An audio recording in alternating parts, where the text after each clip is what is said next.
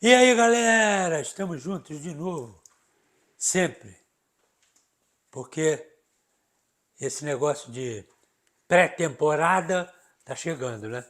E aí tem movimento de um lado e de outro. Algumas coisas boas, outras ruins.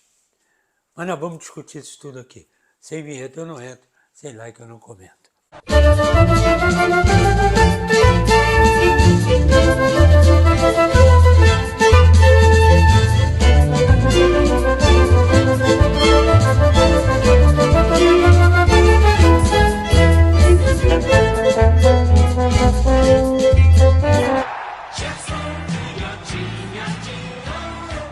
Bom, a primeira que a gente vai começar a discutir, que eu acho que é uma boa. Tem muita gente que acha que é ruim, né? Bom, eu acho que é uma boa porque o cara não vem. Tem gente que acha ruim porque gostaria que ele viesse. Ancelotti vai renovar com o Real Madrid. Ele não vai perder essa chance. Está bem lá, excelente treinador, não se discute, mas para o meu gosto, para dirigir a seleção brasileira, não. Se ele estivesse aqui, trabalhando aqui, tudo bem, né? Está dando trabalho no Brasil. Agora, chegar de paraquedas aqui, ó, e ele não vai largar o Real Madrid, que está chegando mais uma fera para ele. É isso? O como é que é o nome dele? Do Palmeiras? Hendrick. É mais uma fera. Então ele vai botar 3 de frente, 3 brasileiros. Se der certo, ninguém segura. Porque o meio do campo está sorrindo de orelha a orelha. Modric está lá, ó, 180 anos, arrebentando com o meio do campo. E aí quando pega 3 moleques, né, ágeis, espertos, habilidosos, inteligentes, isso não tem coisa melhor. Não precisa nem pensar 2 vezes. É meter a bola e correr para o abraço. Isso é que vai acontecer. E o Ancelotti já está cheio de argumentos lá com os meninos. Então, ainda bem que ele não veio. Ficou lá. E o Borré? Negociação com o Inter. Borré é da seleção colombiana. É um bom jogador. Se destacou aí nas eliminatórias. Né? Ainda se destaca, né?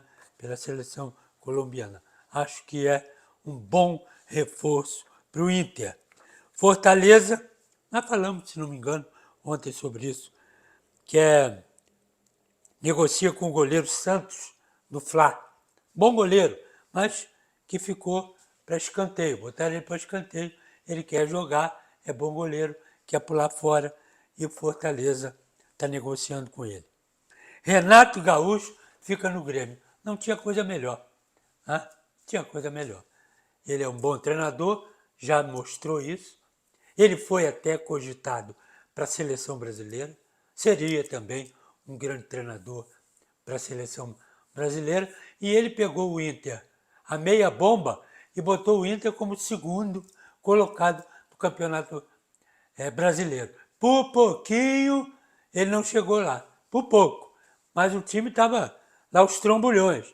Deu o jeito dele lá, como ele faz sempre, e botou o Grêmio lá em cima. E outra coisa, está na briga ainda, hein? A seleção brasileira. Ele não foi descartado, não. Não foi, não. Então, e o Vasco renova com o Ramon Dias. Podia ser diferente, cara. Podia ser diferente. Trouxeram o cara pegou o Vasco lá na rabeira, deu um jeito, contratou um cara, tirou o outro, puxou o outro para cá, dispensou o outro, botou o time e ele sempre afirmou: o Vasco não vai cair. Perdeu uma, perdeu duas, tal, desceu de novo, ficou umas 2, 3 rodadas lá embaixo no sufoco, ele não vai cair. E não caiu. E agora também, né, renovaram o contrato dele e agora vamos às contratações. Porque com o time do Vasco é um time bom, mas para brigar em todas as frentes, ele precisa, porque não é só o campeonato carioca nem o brasileiro. né? Tem as frentes todas, 4, 5 campeonatos. Ele quer brigar com todo mundo, né? Quer um time que brigue com todo mundo, um elenco, que ele possa botar um pedaço aqui nesse jogo e o outro inteiro do outro lado. É isso que ele está pretendendo, né? Como todos os outros também, para brigar de igual para igual com todo mundo em todos os campeonatos, em todos os torneios. Então, eu acho que o Vasco está pensando acertadamente. E o Corinthians entrou na briga com o Fla e o Flu por Luiz Henrique, que era jogador do Fluminense. Muito bom jogador e está no Betis. Não está se dando bem lá. Jogou uma partida, outra outra, mas não está bem. Quer voltar. Então ele aqui arrebentou com o jogo, né? Era homem de frente.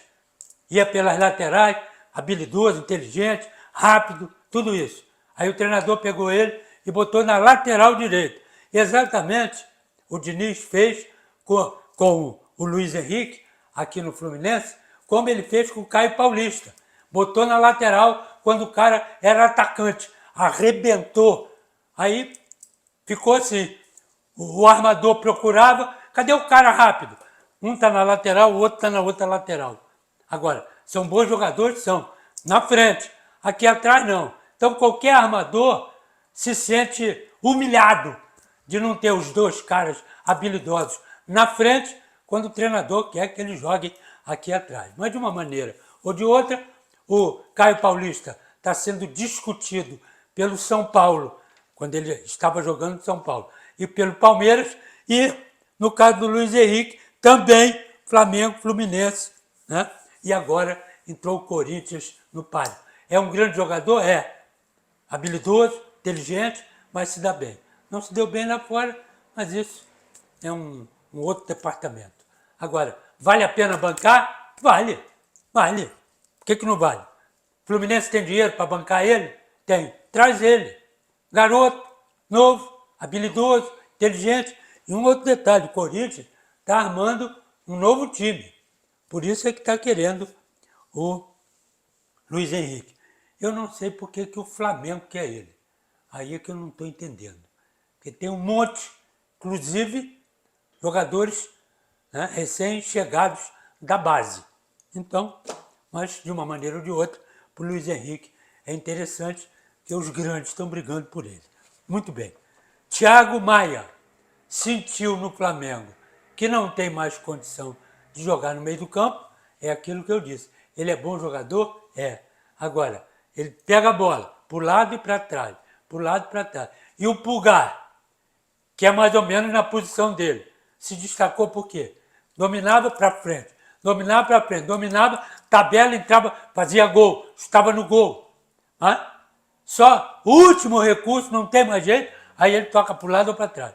Por isso é que ele se firmou. O Pulgar no meio do campo e ele perdeu a posição. Ele, Thiago Maia. Ele é um bom jogador? É. Mas ele tem que saber que ele, como segundo homem de meio do campo, ele tem que armar e tem que ir para frente. Tá certo? Como cabeça de área, se puder, sim. Se não, é aqui. Então, ficou na saudade. E aí, o Corinthians, de novo, está fazendo uma oferta por ele, pelo passe dele, e parece que eles vão negociar. Para ele é um bom negócio porque ele está saindo do Flamengo e entrando no Corinthians, que também é um baita time. É isso. É isso aí. Agora vamos às perguntas aqui da galera do Bonde do Canhota. A Marcele falou o seguinte: mestre, nos anos 60 e 70, como aconteciam as convocações para a seleção brasileira? Havia interferência de empresários? Como era a relação dos jogadores com os seus empresários? Ou as negociações eram feitas diretamente entre jogadores e clubes? Não, normalmente era assim, porque tinha, né, passe preso, aquelas coisas todas. Mas tinha os empresários, naturalmente. A maioria tinha empresário. Eu, por exemplo, nunca tive empresário. Tá certo? Meu empresário foi, numa parte, meu pai, na outra, meu sogro. Eu não tinha empresário para discutir, para brigar. né, não sei se a maioria tinha empresário. Eu acho que a maioria não tinha. Muito bem. Mas o problema todo é que às vezes você precisa de um empresário para você não brigar diretamente com o clube. Né? Seus interesses do clube. Você discutindo, pega mal. Aí o cara, não, torce a cara aí, então eu vou para o campo, não vou jogar o que eu tenho que jogar. Tem essa série de coisas, né? Começa a complicar muito. Acho que o empresário é necessário, né, para você, atleta, não bater de frente com o seu patrão, tá certo? Então, eu acho que naquela época a maioria não tinha empresário. O Carlos perguntou o seguinte: o Flamengo irá fazer algumas partidas na pré-temporada nos Estados Unidos. A pergunta seria o seguinte: se você já fez pré-temporada em outros países, jogando por algum clube? Na minha época não tinha pré-temporada. Na minha época não tinha férias. Na minha época não tinha nada disso. Acabava o campeonato carioca, entrava o Rio e São Paulo. E épocas anteriores à minha também. Acabava o campeonato carioca, entrava o Rio e São Paulo. Tá certo? Acabava o Rio e São Paulo, discussão. As Américas, Europa, aí ia todo mundo viajar. Aí quando a gente voltava, às vezes estava na segunda rodada do Campeonato Carioca. Aí a gente entrava no Campeonato Carioca. E assim sucessivamente durante 20 anos. Sem férias e sem 13º. Não tinha isso. Hoje é que é diferente. E sem cruzeiro. É isso. É, o cruzeiro do Neymar. Então, o problema não tinha. Pré-temporada era a excursão para a Europa, para as Américas, né, para esses lugares todos aí. Essa era a pré-temporada, para arrumar o time. O Fleitas Solis fazia muito isso no Flamengo. Ele tirava, que antigamente tinha, ao invés de sub-20, né, era o aspirante. Ele tirava 4, 5 do aspirante, queria excursionar com o profissional, né, com o time principal, e pegava 3 moleques lá de baixo e encaixava aqui. Eu, Beirute, Manelzinho, nós entramos nessa leva aí. E aí, na volta, sabia se servia ou se não servia para ficar com os titulares. É isso. E ele continua perguntando assim: nos times que você jogou, quem eram os seus grandes rivais de cada época? Meu rival, clube, time, Eu rival? entendi que sim. Não, eram os mesmos. Né? Naquela época, aqui era tudo complicado. É porque aqui entrava os 4 grandes, chamados grandes, mas América sempre foi grande e Bangu sempre foi grande. Aí tinha Madureira, Olaria, São Cristóvão, Campo Grande, né? Essa galera toda que no final do campeonato carioca, os chamados grandes iam lá e pegavam os melhores. Aí eles tinham que remontar tudo outra vez para o ano seguinte. Era sempre assim. Agora, São Paulo, né? São Paulo e Rio Grande do Sul são os mesmos, Minas. Eram os mesmos sempre que se destacavam aí. Agora, um lote de perguntas aqui, vamos ver se a gente consegue dar uma resumida nas perguntas do Eduardo. Mesmo com tanta tecnologia atual que não existia na sua época de jogador, por que o nível técnico caiu tanto? Não caiu tanto por isso, porque os jogadores jovens foram embora, tecnicamente falando. Foram embora.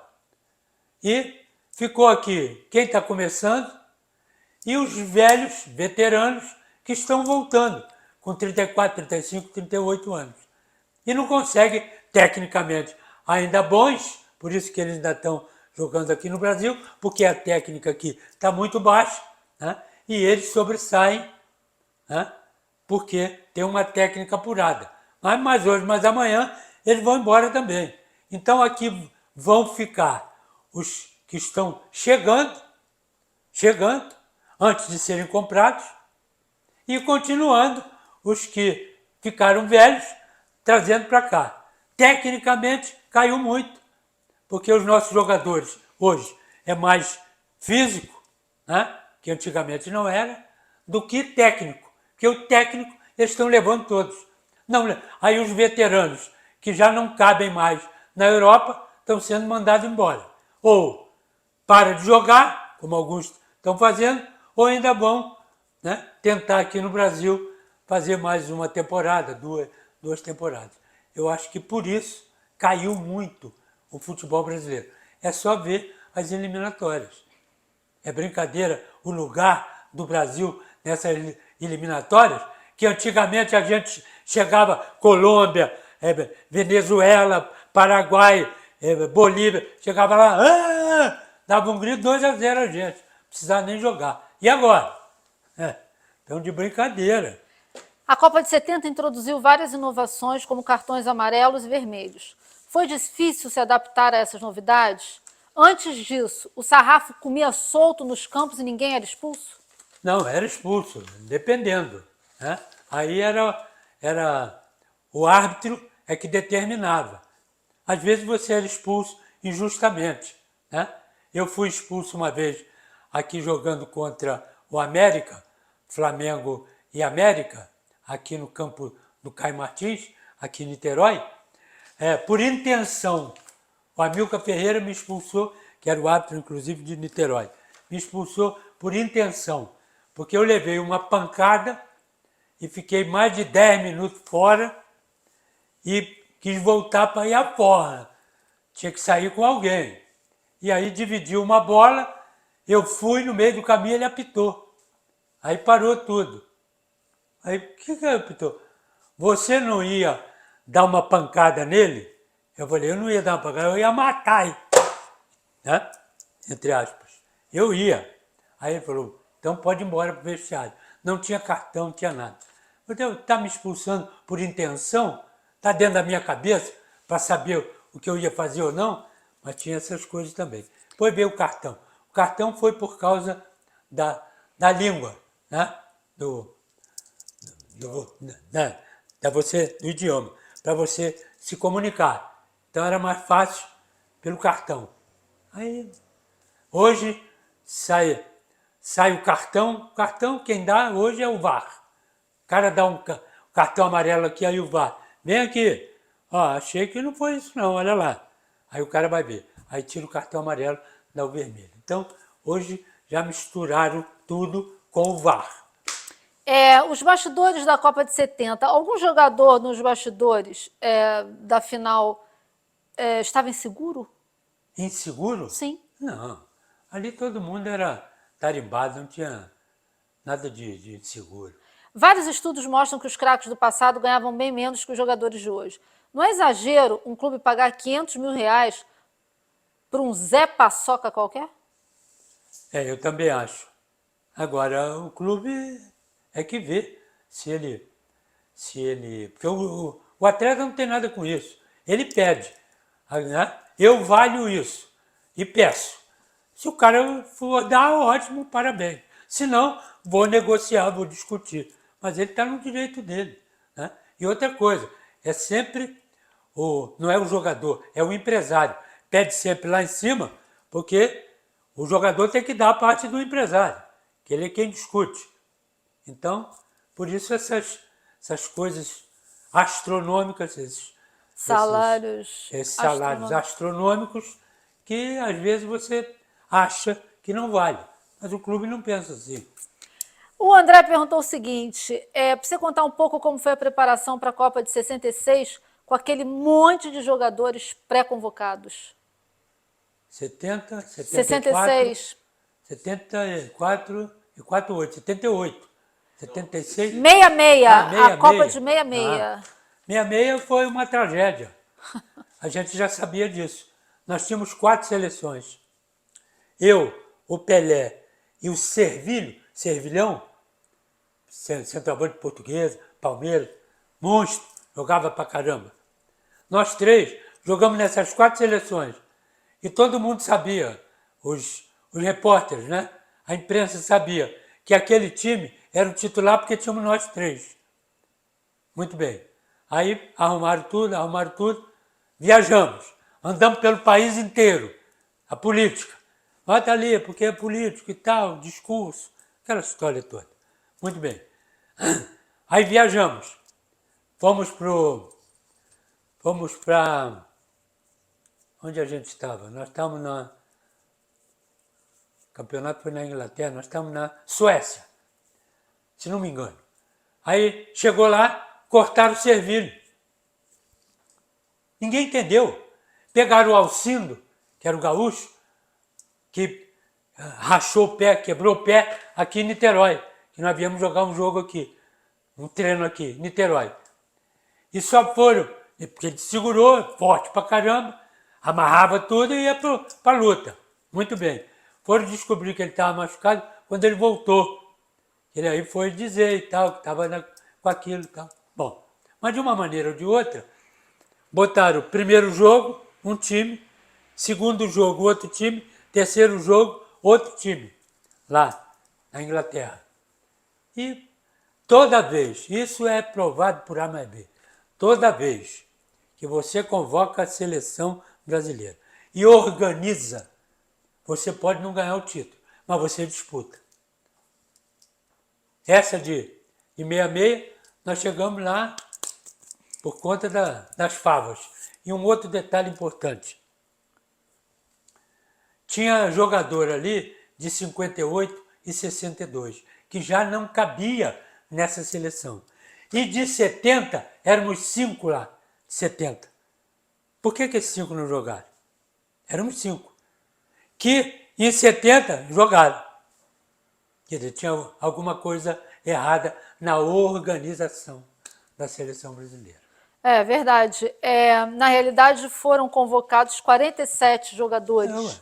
Feola convocou, né? A lista inicial. O Brito deu uma declaração dizendo que naquela época a comissão técnica era uma bagunça danada.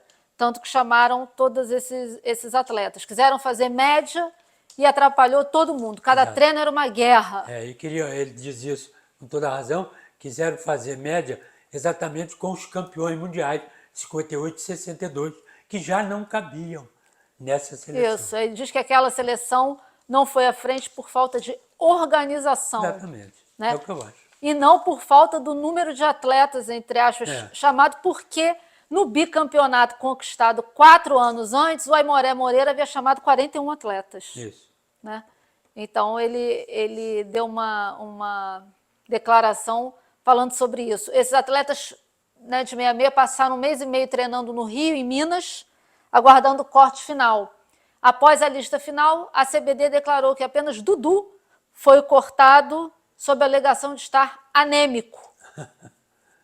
Aí eu já não sei. Djalma Dias foi a público acusar a CBD de convocar o veterano Bellini, então com 36 anos, e já na descendente da carreira, por saudosismo.